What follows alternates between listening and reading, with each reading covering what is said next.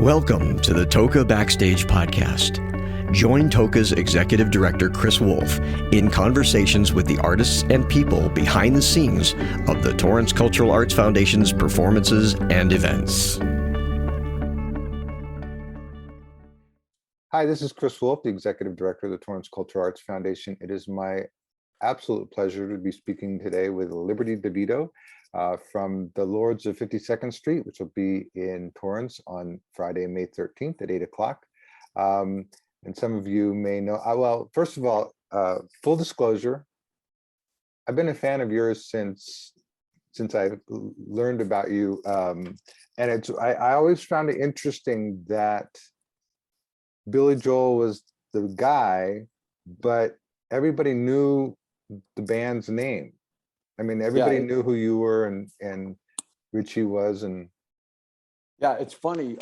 You know, I always say, like, if you could think about all the bands like Billy Joel, Bruce Springsteen, John Cougar Mellencamp. You know, you know me, you know Max Weinberg, and that's pretty much it.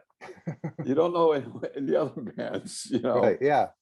Even bands that are actual bands, you don't even know the drummer's name. Well, why do you think that is? Why do you think that? I mean, you walked out of that with people knowing who you were, as opposed to just it being Billy Joel. Well, I think we developed the sound, the Billy Joel sound. We helped him, you know, develop that sound. Billy by himself, you know, you could tell by the first two albums he had out, Piano Man and Street Life Serenada. He brought in studio musicians to do those two records. And they're great songs, but they didn't have that punch. Then when he brought us in, we gave him that punch, that sound that he needed. And so I think that's why we're recognizable. Was Stranger the first album that you worked on? No, Turnstiles was the first one. Oh, okay. Yeah, that one has New York State of Mind. You probably hate that one because you're out in California, but I got in trouble for that song, you know, in California. Really? Yes, we played the what's the big place that everybody played years ago? Forum? What's it called? The Forum. Yes. We played the Forum, and it was at the same time that the Yankees had just beat the Dodgers in the World Series.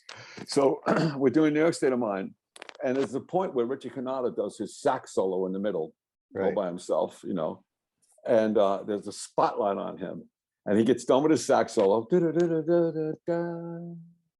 and I walked right into the spotlight with a Yankee hat on and a baseball bat over my shoulder, and I got booed. Yeah, well, I could say the California is very passionate about their teams, I will say.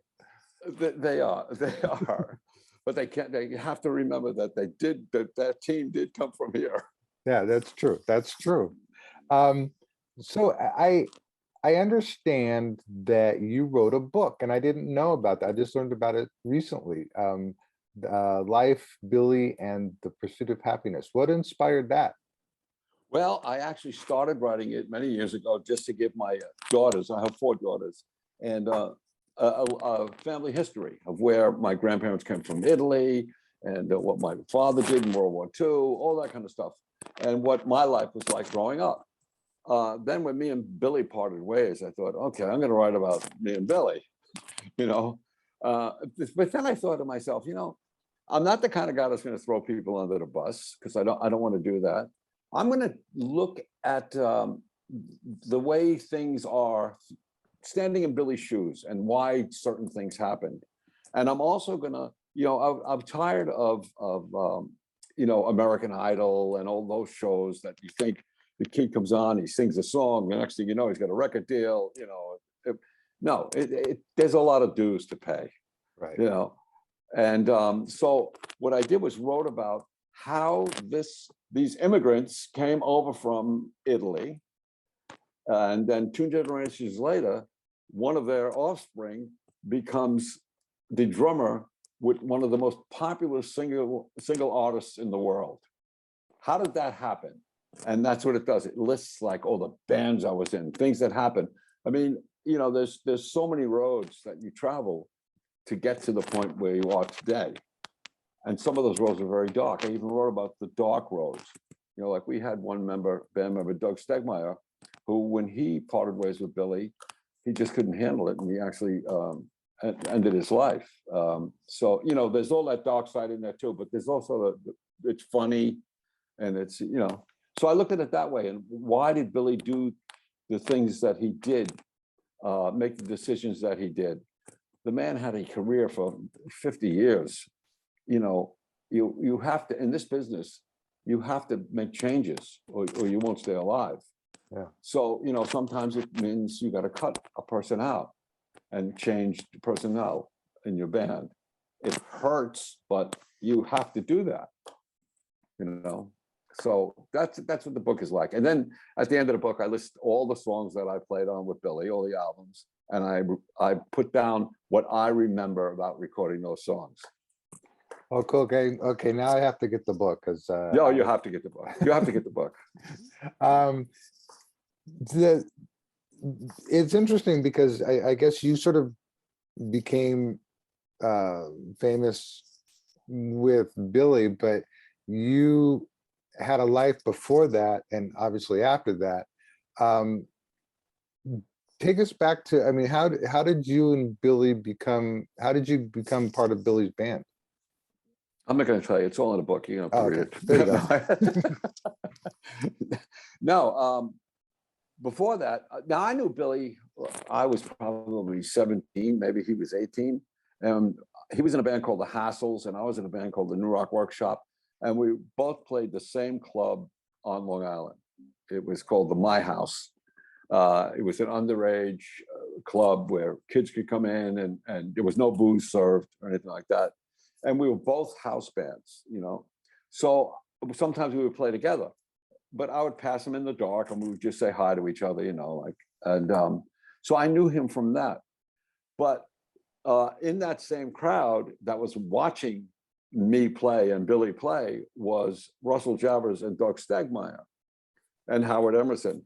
They used to come to the club and watch us. And Russell always said that I'm going to be in a band with Liberty one day. I'm going to do that. I'm going to be in a band with Liberty one day. And when I turned, I don't know how old I was. Russell was 15 at the time, and we tried to start a band, but it didn't happen. But later on, we started a band called Topper. It was myself, Doug Stegmeyer, Russell Javers, and Howard Emerson. Well, Doug was the first one to get the gig with Billy because he was living out in California. He was on the Street Life Serenader tour. That was his second album on Columbia Records. He's touring, and he decides then he wants to move from California back to New York, and he wants to get the same musicians to record with him in the studio and to go on the road with him. Because in California, he was using studio guys and then taking a different band on the road. So Doug says, and then he says, and I want a New York style drummer, which meant aggressive and, the way New York is. So Doug said, well, the guy. And so I went and I auditioned for Billy, and I got the gig. And our first thing that we did was to record Turnstiles. So it was just me, Doug, and Billy in the studio recording Turnstiles. When Billy said he would listen to music and he'd say, I need guitars on this. Do you know any guitar players? And we say, yeah, we know two guitar players. We know Howard Emerson and Russell Javers. So the Topper band became the Billy Joel band with the inclusion of Richie Cannata. So when people said, when I first saw you guys on that Turnstiles tour, that band was so tight. Of course we were tight. We played for years before we were Billy's band. Yeah. It was like that kind of thing. And then from, I imagine it must have been kind of a crazy mindset to go from just kids playing in a bar in New York to, like you said, like one of the most popular bands around. How did you guys handle that? Well, that took a little time. I mean, the Turnstiles, it made him enough money to do another album. Right. Columbia says, okay, you got one more shot. He had one more shot. So now he had the band. He was developing the sound. with the band, because, he would bring songs into the studio and we would do little arrangements and stuff. I make up my own drum part, Richie plays his own sax parts. And we were really helping him out create these songs.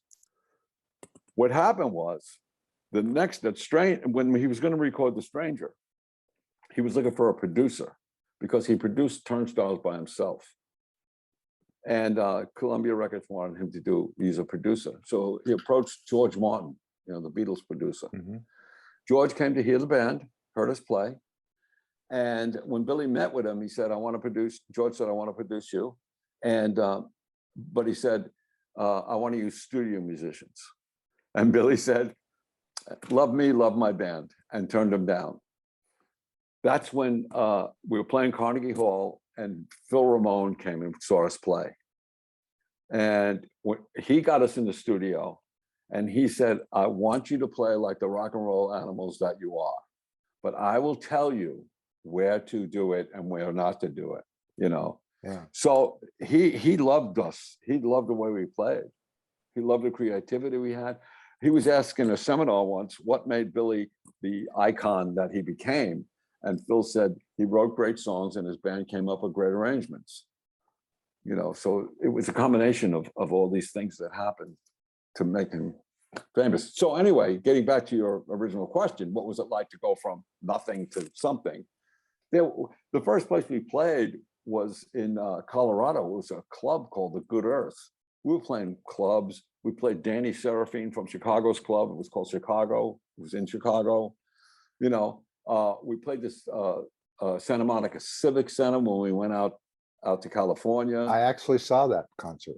Did you? Yes. It was amazing. That was my entry into Billy Joel and the band. Was I saw the Santa Monica Civic and I saw you guys twice at the Forum. I missed the baseball. But I've been a fan for quite a while. It's funny because people always talk about, I saw you guys here. Do you remember when you did it?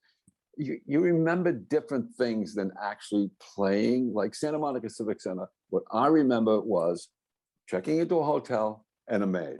That's all I remember about the Santa Monica Civic Center. Yeah, it's the little things, right? Yeah, I honestly don't even remember who I went with. I just remember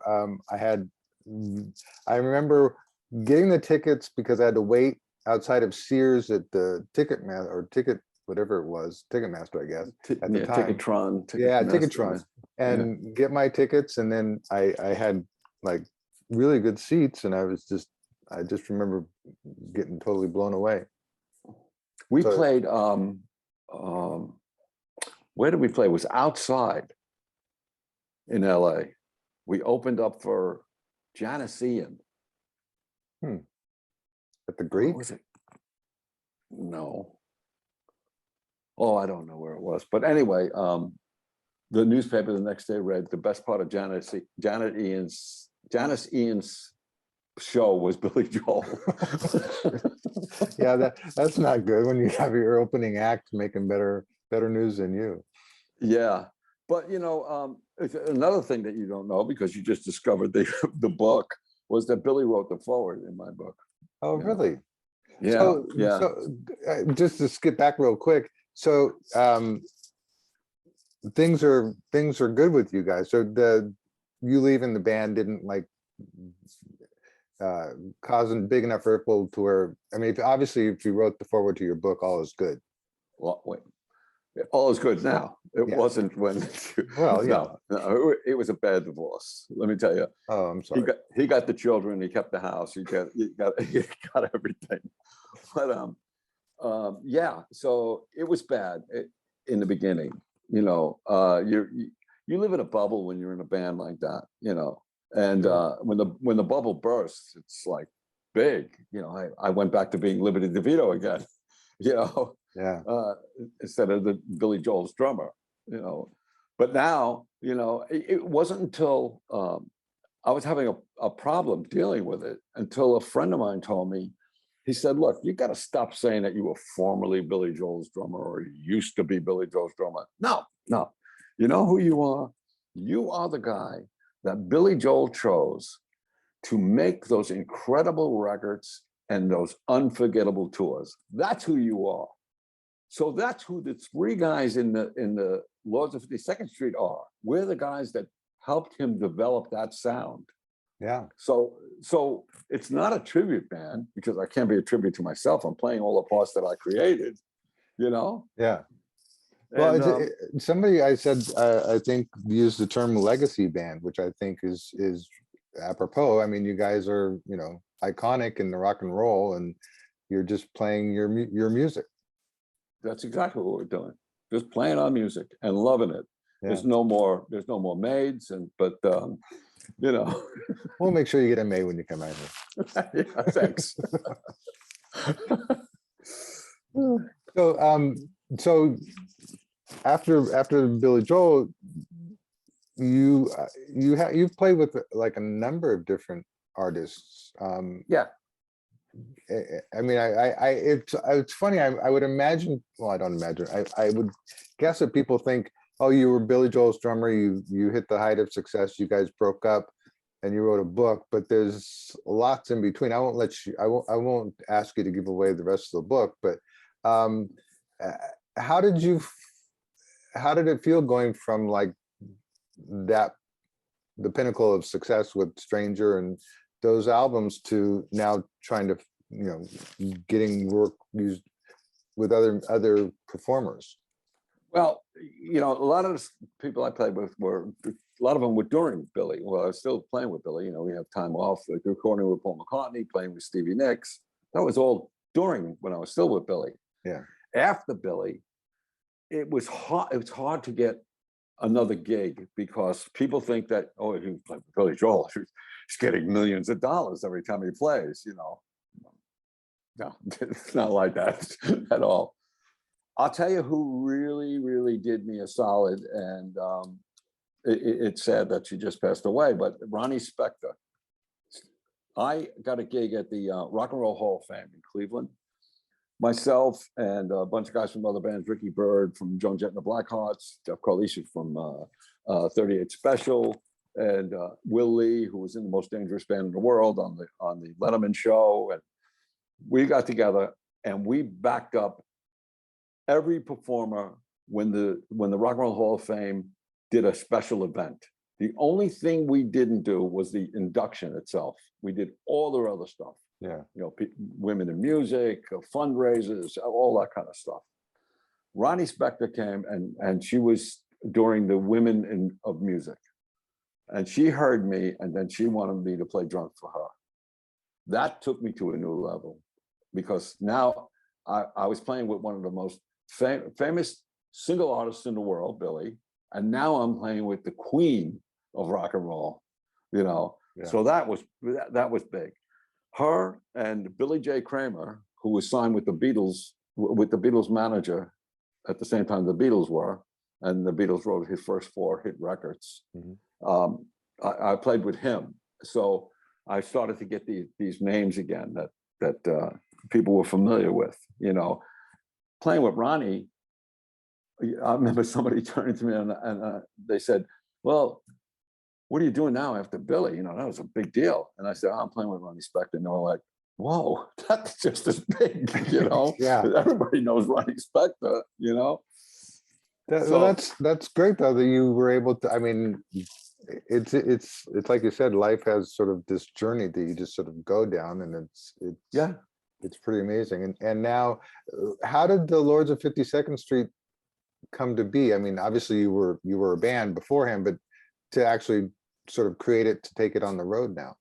Well, this came together the same time that I was still like not well with Billy. We still weren't talking, and we got inducted into the Long Island Music Hall of Fame, and they asked us to play a song.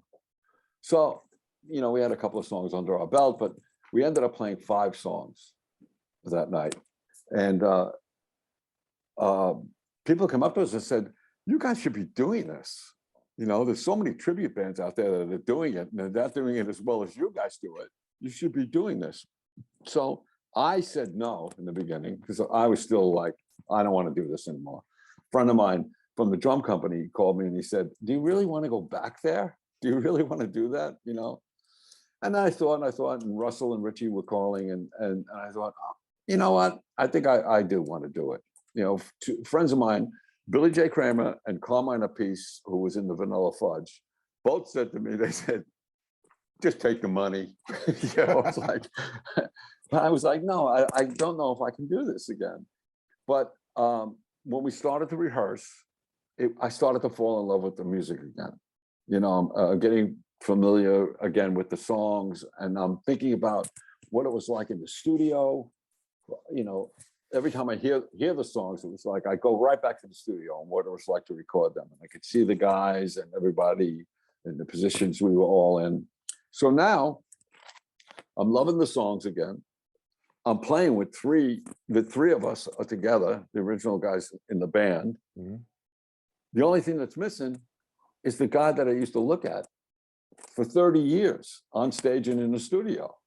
You know, and we were friends. I mean, our families had Thanksgivings together and Christmases and stuff like that. So I was laying in bed one night just thinking about it and thinking like, it's gone far enough. You know, I don't know if you've ever been in love with someone and you broke up and you meet a friend, you start talking about them and you're really bitter about the breakup and you say bad things about them.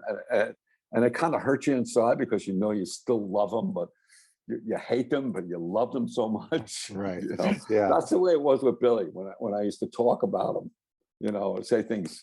And so I felt really bad about it. And I sent him an email and I said, you know, I was a little unhappy about the way it ended.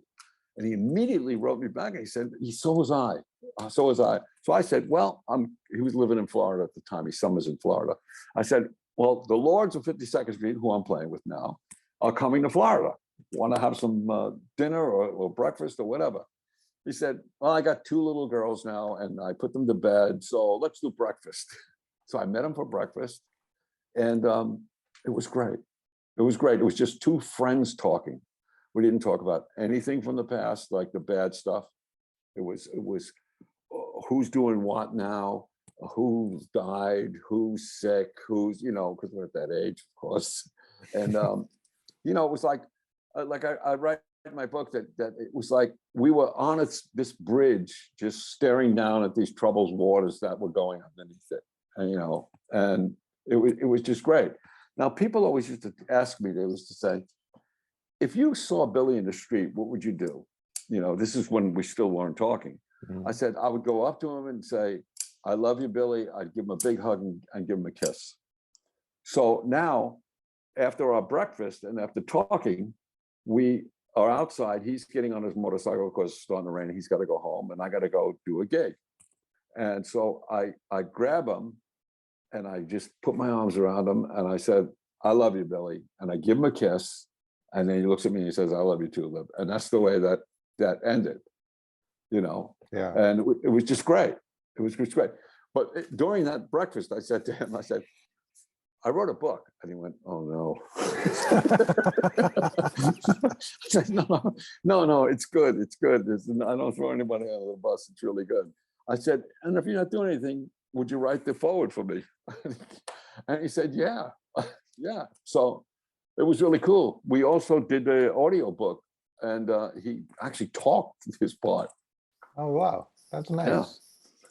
Yeah. You know, it's nice to hear that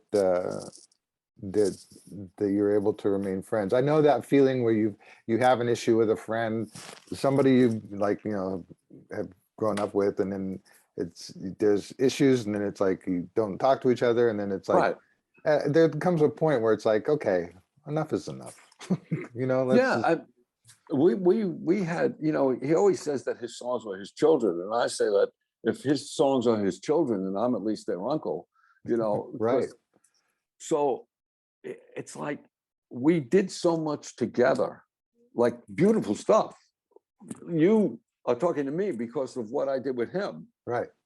You know, so a lot of people said that it was really sad to think that the music they grew up on, there was this feud that happened at the end.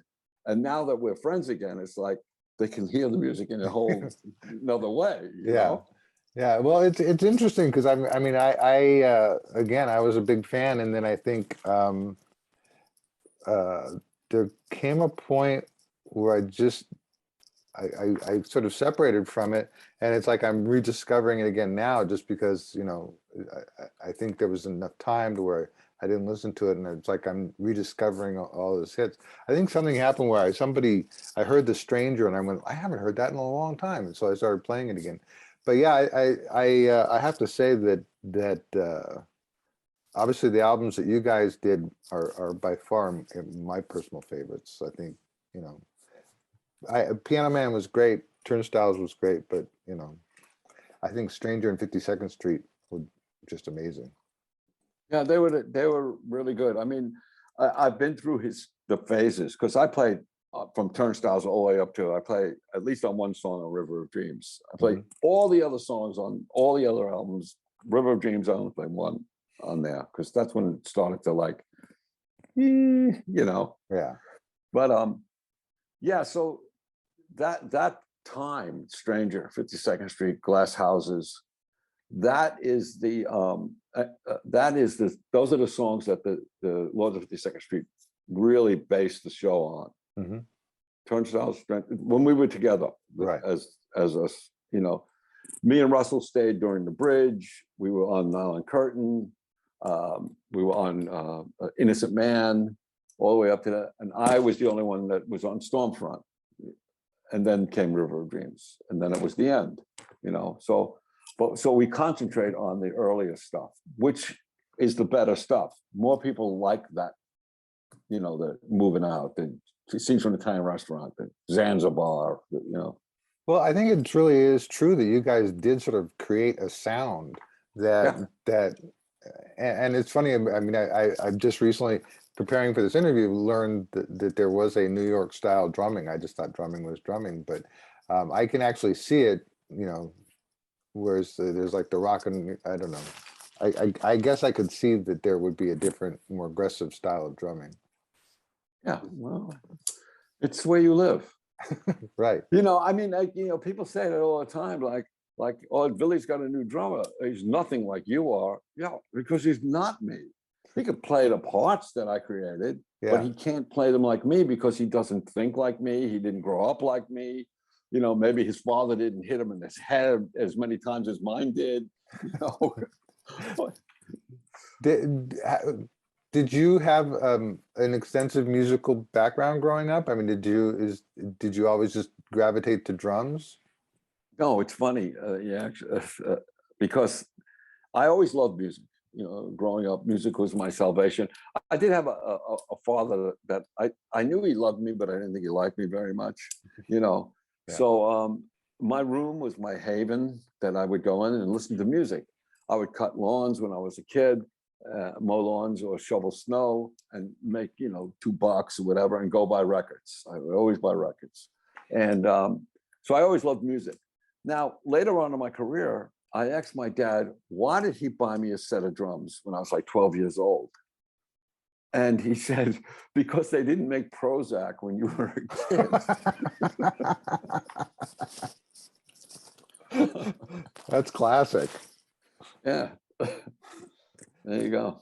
But that was sort of started your drumming career?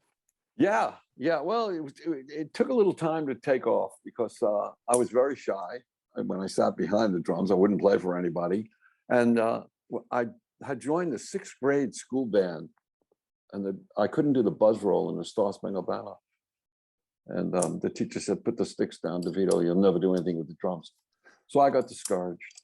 And then when I was in junior high school, I was seeing these people that used to walk by, and they were girls, and I wanted to meet girls, but the girls liked the guys that played sports, you know? Yeah. So that famous February in 1964, when the Beatles came on the Ed Sullivan Show, that's when I pointed at the TV and I said, frig the buzz roll.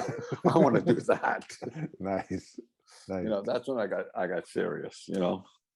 Well, the Torrance Cultural Arts Foundation, besides presenting shows and concerts like the one you're going to be doing, one of the things we try to do is encourage and mentor young talent coming up. We do a talent competition, and we have try and find some kids to open for as acts.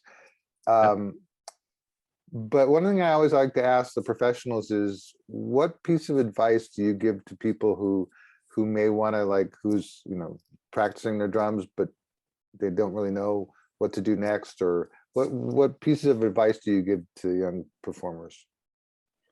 I always tell them the way to be a successful musician is to marry a rich woman. Okay, that's good. No. Passion. It's all about passion. You have to be passionate about what you do, because there's going to be times when it's not going to happen. You got to be able to take disappointment. It's like being an actor or an actress. One of my daughters is an actress. She was living out in LA until she got this gig that was Chicago Med, was on TV, and so she had to move to Chicago. But anyway, there's so much disappointment in it. The only thing that carries you through is the passion, because you don't make money for a long time. Yeah. And especially today, the way the record companies have their deals laid out, they call 360 deals, where they actually take everything. You're left with a little bit. Yeah. So it's all about the passion. As a matter of fact, I got a call today. Me and this other guy are doing these little songs we're putting together for it would be for movie clips or for commercials or stuff like that. And the person who's going to represent us said, there's a lot of competition out there, and they don't play that much. And I was like, I don't really care. I'm just having a ball doing this. Yeah. And I'd rather be like, yeah, that's us playing, rather than that's my Mercedes out there. You know what I mean? I'd rather that. So you have to have that kind of passion, that kind of drive to keep going. But I always say that your stomach will tell you when it's time to get another job. You'll be starving one day and going, right. I gotta go to whatever to get some work. Gotta stop pumping gas. I don't know. That's not a bad job these days, pumping gas. It's expensive enough. Yeah. Oh yeah. Well, I have to say, it's been an honor to talk to you, and I'm really looking forward to your performance. Again, that's the Lords of 52nd Street on Friday, May 13th at 8:00. And don't forget to check out his Liberty's book, Life, Billy, and the Pursuit of Happiness. I'm going to go order my copy now so I can have you sign it when I see you in May. Fantastic. Yeah, thank you so much. We were looking forward to it, and I guess I can't wait. I'm coming out early. I have a daughter and now a granddaughter who will be 1 year old April 1st, that lives in Lompoc, California. Oh, sure. It's like an hour north of Santa Barbara. So I'm going to fly into LA early, get a car, and then drive up there, and then come back and play. I can't wait. Yeah, it's going to be fun. We're looking forward to it. Thank you so much for taking the time. Well, thank you. Reunited after 30 years, the legendary band that sold out countless shows in some of the world's most famous arenas.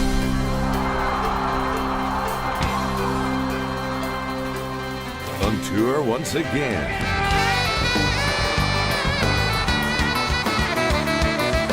The Lords of 52nd Street aided in the creation of Billy Joel's hit records, including Turnstiles, The Stranger, 52nd Street, Glass Houses, and Songs in the Attic. They've sold more than 150 million records. They helped establish Billy Joel's formidable sound, and they continue to perform those legendary hits still to this day. Richie Cannata,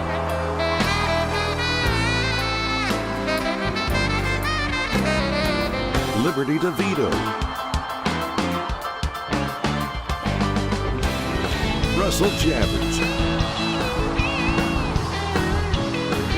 Experience the magic of New York's favorite band. He knows it's these three they've been coming to see.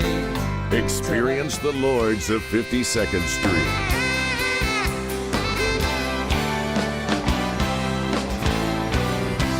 Get your tickets now to experience Billy Joel's legendary original band live and in concert while tickets last. The Lords of 52nd Street.